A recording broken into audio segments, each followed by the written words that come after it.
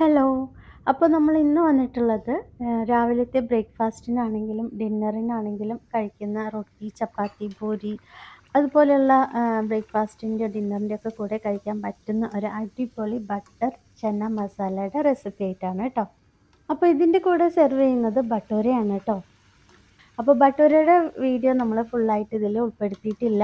ഇതുപോലെ നല്ല അടിപൊളിയായിട്ട് പൊള്ളി വരുന്ന അല്ലെങ്കിൽ പൊങ്ങി വരുന്ന ഭട്ടൂരയുടെ റെസിപ്പി നിങ്ങൾക്ക് ആവശ്യമാണെങ്കിൽ ഒന്ന് കമൻറ്റ് ചെയ്യാൻ മറക്കരുത് കേട്ടോ. നമ്മളത് സെപ്പറേറ്റ് ആയിട്ട് തന്നെ ഒരു വീഡിയോ ആയിട്ട് ചെയ്യുന്നതാണ്.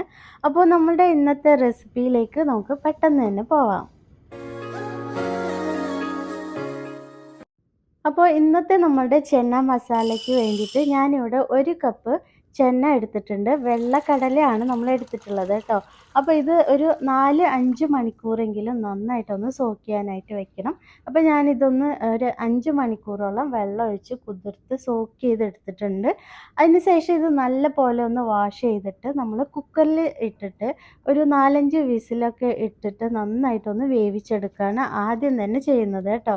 അപ്പോൾ നമ്മളിതാ കടലയൊക്കെ നന്നായിട്ട് വാഷ് ചെയ്തതിന് ശേഷം കുക്കറിൽ ഒരു 5 വിസിൽ 6 വിസിലൊക്കെ ഇട്ടിട്ട് നമ്മൾ കടല നല്ല പോലെ വേവിച്ച് എടുത്ത് വെച്ചിട്ടുണ്ട് കേട്ടോ. ഇനി നമ്മൾക്ക് മസാല ഉണ്ടാക്കാനായിട്ട് തുടങ്ങും. അപ്പോൾ ചൂടായ പാനിലേക്ക് ഞാൻ കുറച്ച് ഓയിൽ ഒഴിച്ച് കൊടുത്തിട്ടുണ്ട്. കൂടെ തന്നെ നമ്മളിതാ 1 ടേബിൾ സ്പൂണോളം ബട്ടറും കൂടെ ചേർത്ത് കൊടുക്കുന്നുണ്ട്. ബട്ടർ ഒന്ന് നന്നായിട്ട് തന്നെ ഒന്ന് മെൽറ്റായി വരുന്ന സമയത്ത് നമ്മളിതിലേക്കൊരു 1/2 ടീസ്പൂണ് ചെറിയ ജീരകം ചേർത്ത് കൊടുക്കുന്നുണ്ട് കേട്ടോ. അപ്പോൾ ചെറിയ ജീരകം ഒന്ന് പൊട്ടി വരുമ്പോൾ നമ്മളിതിലേക്ക് 2 പച്ചമുളക് ഇതുപോലെ 2ആയി കട്ട് ചെയ്തിട്ട് ചേർത്ത് കൊടുക്കുന്നുണ്ട്. ഇതിലേക്ക് ചെറിയ 2 മീഡിയം സൈസ് സവാള നമ്മൾ ചേർത്ത് കൊടുക്കുന്നുണ്ട്. കൂടെ തന്നെ നമ്മളൊരു വലിയൊരു തക്കാളി അതല്ലെങ്കിൽ 2 മീഡിയം സൈസ് തക്കാളിയും കൂടെ ഇതുപോലെ ഒന്ന് റഫായിട്ട് കട്ട് ചെയ്ത് നമ്മൾ ചേർത്ത് കൊടുക്കുകയാണ്.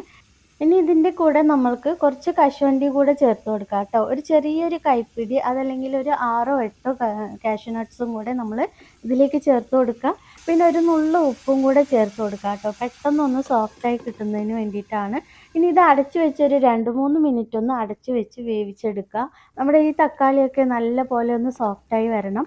അപ്പോൾ ഇത് നമ്മുടെ തക്കാളിയൊക്കെ അടിപൊളിയായിട്ട് വെന്ത് വന്നിട്ടുണ്ട് കേട്ടോ. ഇനിയിപ്പോൾ ഇതൊന്ന് തണുത്ത് വരുമ്പോൾ നമ്മൾ ഇതൊരു മിക്സിയുടെ ജാറിലേക്ക് മാറ്റി നല്ലൊരു പേസ്റ്റാക്കി അരച്ചെടുക്കണം കേട്ടോ.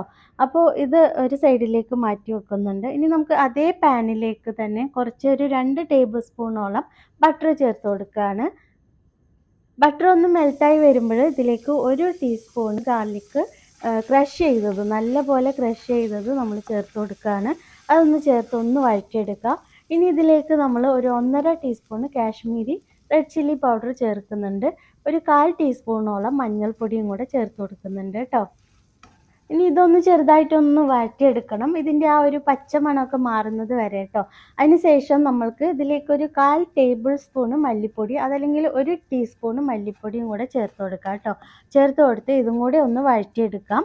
ഇനി നമ്മൾ നേരത്തെ വഴറ്റി മിക്സിയിലിട്ട് അരച്ചെടുത്തിട്ടുള്ള ആ ഒരു ടൊമാറ്റോ പേസ്റ്റും കൂടെ നമ്മളിതിലേക്ക് ചേർത്ത് കൊടുക്കുകയാണ്. ചേർത്ത് ഒന്ന് മിക്സ് ചെയ്തെടുക്കുക. അപ്പോൾ ഇതിൻ്റെ കൂടെ തന്നെ നമ്മൾക്ക് ഇതിലേക്ക് കുറച്ച് കാര്യങ്ങളും കൂടെ ചേർത്ത് കൊടുക്കാനുണ്ട്. അപ്പോൾ നമ്മൾ ഇതിലേക്ക് ചേർക്കുന്ന പാലാണ് കേട്ടോ. ഒരു 1/4 കപ്പ് അളവിന് നമ്മുടെ പശുവും പാല് നമ്മളിതിലേക്ക് ചേർത്ത് കൊടുക്കുന്നുണ്ട്. അതുകൂടെ ചേർത്തൊന്ന് ചെറുതായിട്ട് മിക്സ് ചെയ്യുക. കൂടാതെ നമ്മൾക്ക് ഇതിലേക്കൊരു 2 ടേബിൾ സ്പൂണോളം ഫ്രഷ് ക്രീം ഞാനിവിടെ ചേർക്കുന്നുണ്ട്. നിർബന്ധമില്ല, ഉണ്ടെങ്കിൽ ചേർത്ത് കൊടുക്കുക, നല്ല ടേസ്റ്റ് ആയിരിക്കും കേട്ടോ. അപ്പോൾ അത് ഞാനിവിടെ 2 ടേബിൾ സ്പൂണ് ഫ്രഷ് ക്രീമും കൂടെ നമ്മൾ ചേർത്ത് കൊടുത്തിട്ടുണ്ട്. ഇനി ഇതിലേക്ക് ഇതൊന്ന് മിക്സ് ചെയ്യേ വേണ്ടുള്ളൂ കേട്ടോ. ഇനി ഇതിലേക്ക് നമ്മൾ വേവിച്ച് വെച്ചിട്ടുള്ള കടല കൂടെ ചേർത്ത് കൊടുക്കുക. ചേർത്ത് നല്ലപോലെ മിക്സ് ചെയ്യുക. കറിക്ക് ആവശ്യമുള്ള വെള്ളം ഇപ്പം തന്നെ ചേർത്ത് കൊടുക്കുക, മറക്കരുത് കേട്ടോ.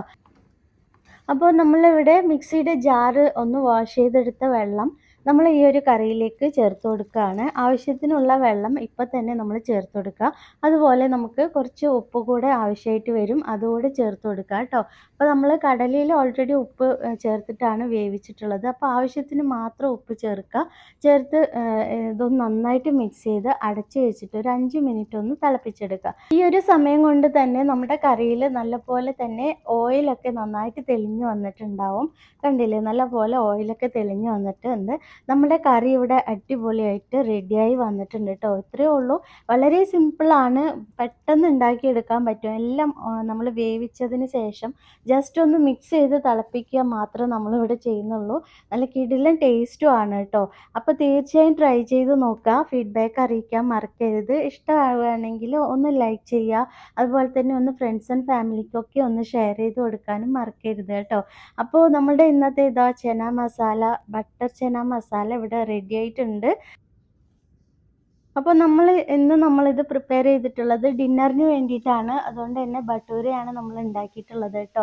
വളരെ എളുപ്പമാണ്. ചപ്പാത്തി ഉണ്ടാക്കുന്നതിനേക്കാളും വളരെ സിമ്പിളായിട്ട് നമുക്ക് ഉണ്ടാക്കിയെടുക്കാൻ പറ്റുന്ന ഒരു റെസിപ്പി കൂടിയാണ് ഭട്ടൂര. അപ്പോൾ ഇതിൻ്റെ കൂടെ ഈ ഒരു ബട്ടർ ചന മസാല കൂട്ടി കഴിക്കാൻ സൂപ്പർ ടേസ്റ്റ് ആയിരുന്നു കേട്ടോ.